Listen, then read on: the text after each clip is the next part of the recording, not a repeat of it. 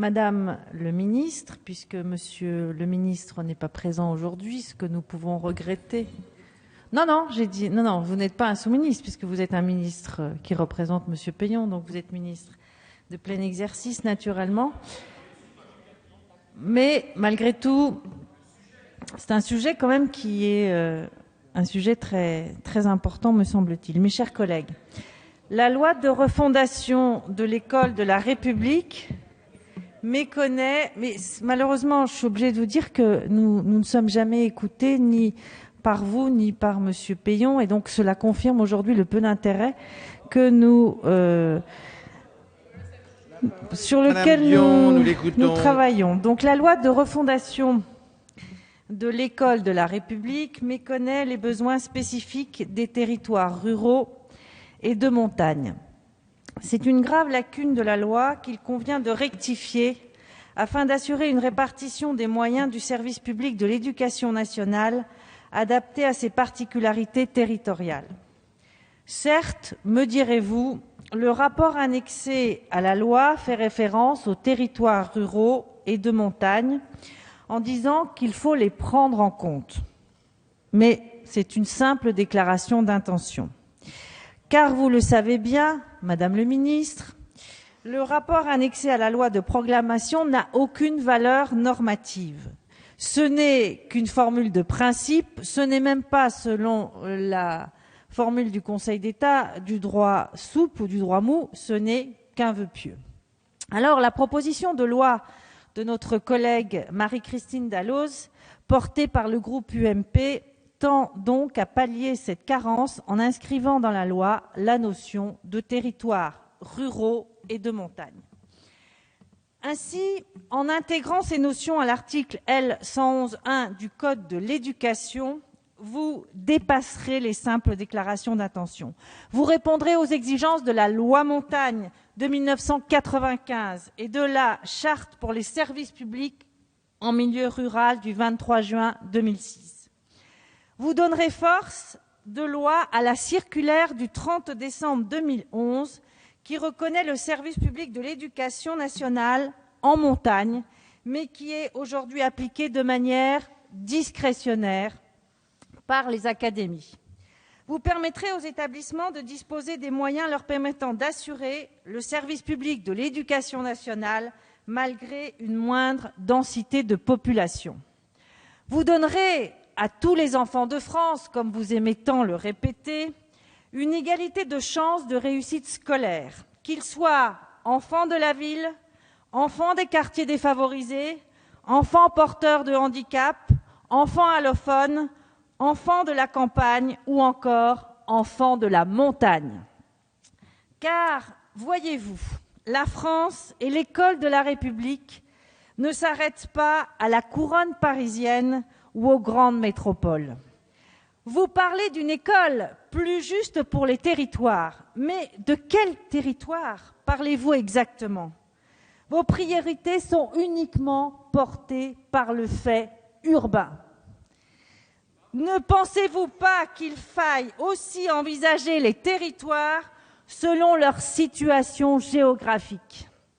Cela permettrait de prendre en compte le fait rural et le fait montagnard. Car cette inégalité d'accès à l'école entre les populations citadines et rurales n'est pas acceptable. Elle confirme le désintérêt que porte votre gouvernement aux territoires ruraux et de montagne. Dans sa politique générale, c'est vrai pour la loi de refondation de l'école, comme c'est vrai pour la loi sur le redécoupage cantonal et électoral. Parce que vous raisonnez uniquement en logique comptable. Nos territoires sont plus que tous autres confrontés aux fermetures de classes.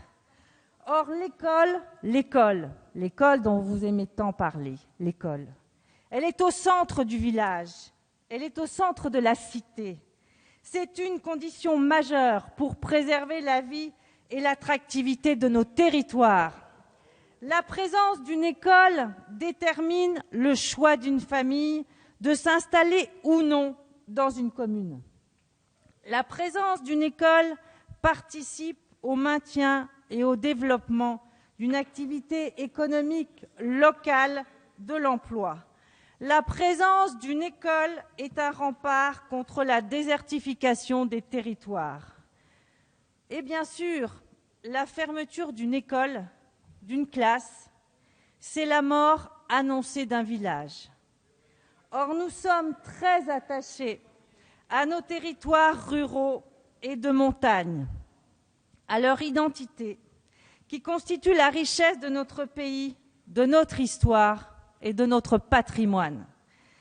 Nous devons préserver un maillage fort du service public de l'éducation et les regroupements pédagogiques intercommunaux ne sont évidemment pas la solution. Ils induisent d'autres difficultés, et non des moindres, en termes de transport, de sécurité, de coûts, de santé et de qualité de vie pour nos enfants. En montagne, le ramassage scolaire dure bien souvent plus de 45 minutes pour des distances relativement courtes. Car il faut bien comprendre, Madame le ministre, qu'1 kilomètre en plaine ou 1 kilomètre à Paris n'est pas 1 kilomètre en montagne.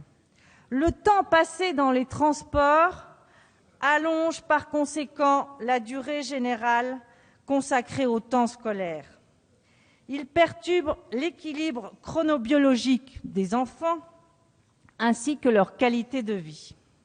De plus, le climat rude pendant environ 6 mois de l'année, la neige, le verglas, le brouillard, certes, mais pas seulement, la déclivité, les routes sinueuses sont autant de facteurs qui rendent les transports scolaires en montagne plus risqués qu'ailleurs.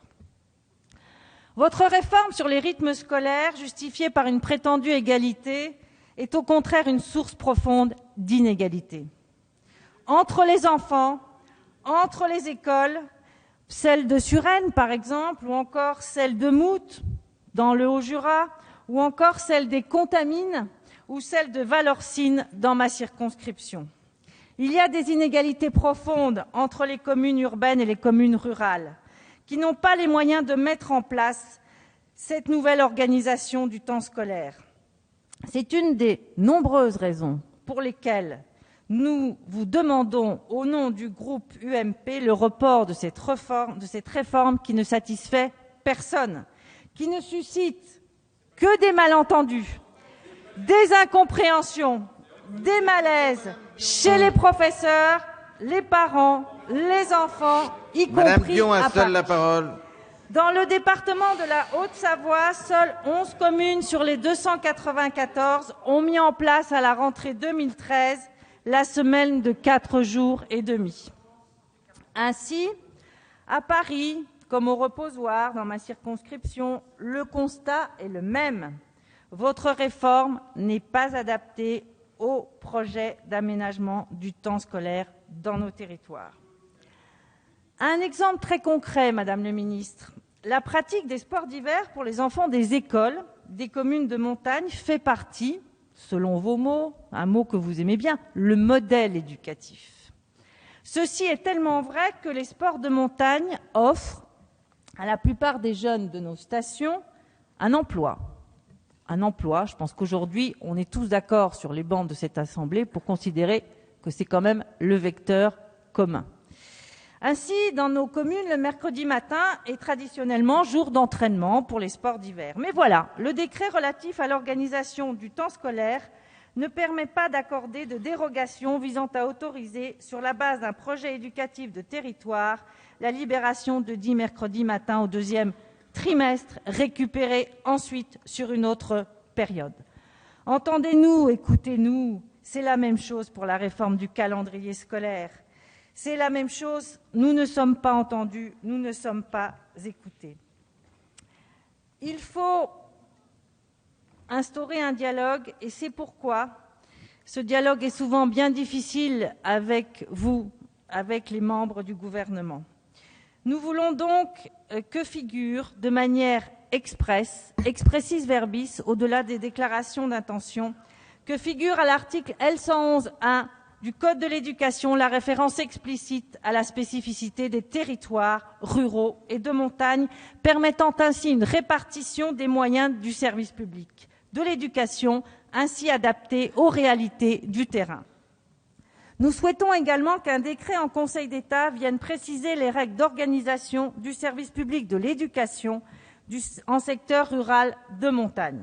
Les règles applicables en matière de seuil d'ouverture, de fermeture ou de réouverture, j'en ai terminé, Monsieur le Président, en matière de concertation avec les acteurs locaux. Ainsi, nous appelons nos collègues députés de la majorité issus des territoires ruraux et de montagne à rejoindre notre vote en faveur de cette proposition de loi. Parce que je vais vous dire, la montagne, la campagne ne sont ni de droite ni de gauche, elles sont notre histoire et notre avenir, et il serait bon que sur cette question-là, qui concerne le devenir de nous tous, nous puissions nous rassembler. Merci beaucoup.